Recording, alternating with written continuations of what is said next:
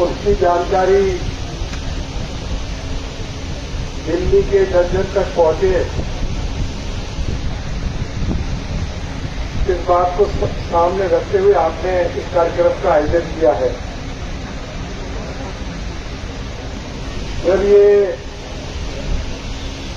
शीश महल सभी नियम कानून कायदों को तोड़कर बनाने का कार्य शुरू हुआ, उस समय पूरे देश में कोरोना महामारी का प्रकोप था। दिल्ली विधानसभा का सेशन बुलाया गया और मैंने लीडर ऑफ अपोजिशन के नाते अरविंद केजरीवाल को सदन के अंदर, ये रिकॉर्ड पर है, उनको मैंने कहा था कि आप पुराने घर को तोड़कर अपने लिए एक राजमहल बना रहे हैं। उस राजमहल का नक्शा नहीं पास करवाया जा रहा है और हमने उसके बाद सभी विधायकों के साथ अरविंद केजरीवाल के घर के बाहर धरना रखा। चाहे इलेक्ट्रॉनिक मीडिया हो, चाहे प्रिंट मीडिया हो, सभी ने ये खबर प्रमुखता के साथ छपी। हमारे सभी युवा साथियों को, दिल्ली के लोगों को इस बात की जानकारी होनी चाहिए कि इस घर के ऊपर 179 करोड़ रुपया खर्च हुआ। मैं देख रहा हूं कि 52 करोड़ रुपए वाला भ्रष्टाचार का शीश महल आम आदमी पार्टी का खास है। इसको 52 करोड़ खर्च नहीं हुआ, 53 करोड़ रुपया तो बनाने पर खर्च हुआ और अरविंद केजरीवाल के घर के साथ लगते हुए 21 फ्लैट्स थे जो क्लास 1 ऑफिसर्स के फ्लैट थे और उसमें एक हमारे जज साहब भी रहते थे। तो अरविंद केजरीवाल ने फैसला किया कि 21 फ्लैट्स को तोड़ा जाएगा और उस खाली जमीन को भी इस शीश महल का पार्ट बनाया जाएगा। उस समय एक जज साहब ने दिल्ली के मुख्यमंत्री को चिट्ठी लिखी, उन्होंने बहुत हल्ला गुल्ला भी डाला, लेकिन अरविंद केजरीवाल सुनने के लिए तैयार नहीं थे और जो 21 फ्लैट्स तोड़े गए उसकी अनुमति कॉम्पिटेंट अथॉरिटी से नहीं ली गई। कॉम्पिटेंट अथॉरिटी कौन थे? दिल्ली के लेफ्टिनेंट गवर्नर थे और भारत सरकार का यूडी डिपार्टमेंट था। 21 फ्लैट तोड़ दिए गए और जो क्लास 1 ऑफिसर्स वहां रह रहे थे उनके लिए कॉमनवेल्थ गेम्स में 6 करोड़ रुपए के 21 फ्लैट दिए और उसके ऊपर 126 करोड़ रुपया अरविंद केजरीवाल की सरकार ने खर्च किया। तीसरी बात, इस शीश महल बनाने के लिए अरविंद केजरीवाल की सरकार ने नक्शा ही पास नहीं कराया, बगैर नक्शे के उन्होंने अपने रहने के लिए शीश महल बनाया। और चौथी बात क्या हुई कि जो अंग्रेज के समय के बड़े बड़े दरख्त थे, पेड़ थे, उसको काटा गया, कॉम्पिटेंट अथॉरिटी से उसकी अनुमति नहीं दी गई। और पांचवा काम क्या किया, उनके बगल में 2 बड़े घर थे।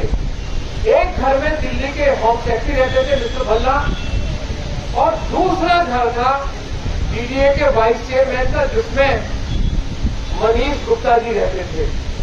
अरविंद केजरीवाल ने उन दोनों घरों को भी खाली करवा दिया और उनको भी अपने शीश महल का पार्ट बना लिया। इससे आगे क्या करते हैं अरविंद केजरीवाल? अरे अरविंद केजरीवाल आए ना किसी इलेक्ट्रॉनिक मीडिया पे चर्चा करने के लिए।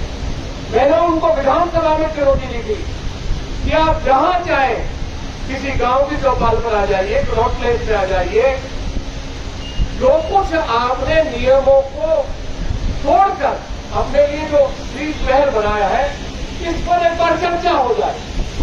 और यदि हमारे द्वारा लगाए गए आरोप यदि गलत साबित हो जाए तो मैंने कहा था कि मैं लीडर ऑपोजिशन के पद से इस्तीफा देकर अपने घर चला जाऊंगा।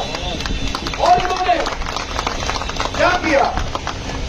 आज तक हिंदुस्तान के इतिहास में दूसरा उदाहरण नहीं है। 53 करोड़ रुपया आप खर्च कर रहे हैं तो आपको टेंडर कॉल करने पड़ेंगे और जो भी व्यक्ति उस काम को करना चाहेगा, जिसका लोएस्ट टेंडर होगा, उसको काम दिया जाएगा। आपको हैरानी होगी कि टेंडर ही नहीं कॉल किए गए। बगैर टेंडर के अपने चहेते ठेकेदारों को ये शीश महल बनाने का ठेका दे दिया। 53 करोड़ रुपया उसके ऊपर खर्चा हुए और उसमें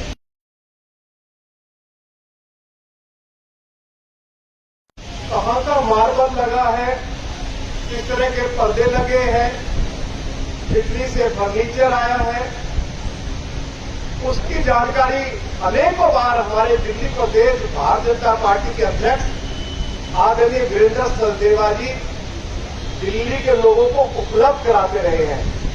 मैं अंत में एक बात कह के आपको जा रहा हूं। अरविंद केजरीवाल, आपको जो आपने दिल्ली में शराब का घोटाला किया, ये शराब का घोटाला भी हमने दिल्ली विधानसभा में उठाया था और उस समय भी हमने कहा था कि अरविंद केजरीवाल, जो आप नई शराब नीति लाए हो, जिसको आप कहते हो कि ये वर्ल्ड क्लास एक्साइज पॉलिसी है, जिसमें हजारों करोड़ रुपए का घोटाला हुआ है, आप इस नई शराब नीति को वापस ले लो, नहीं तो एक दिन आपको अपने पद से त्यागपत्र देना पड़ेगा, आपको जेल जाना पड़ेगा। लेकिन उन्होंने हमारे आग्रह को स्वीकार नहीं किया। शराब घोटाले में जमानत हो गई है।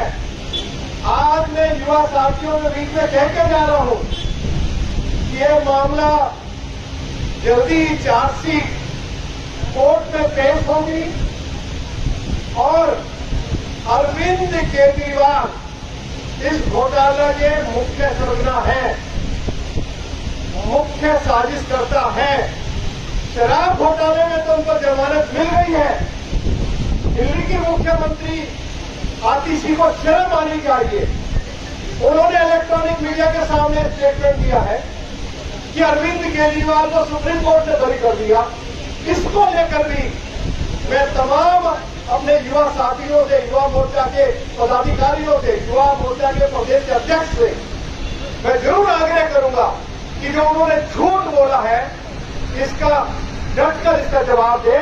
अरविंद केजरीवाल बरी नहीं हुए हैं, बल्कि उनको जमानत मिली है और सुप्रीम कोर्ट ने किसी भी फाइल पर दस्तखत करने पर रोक लगा दी, सेक्रेटरी में जाने पर रोक लगा दी।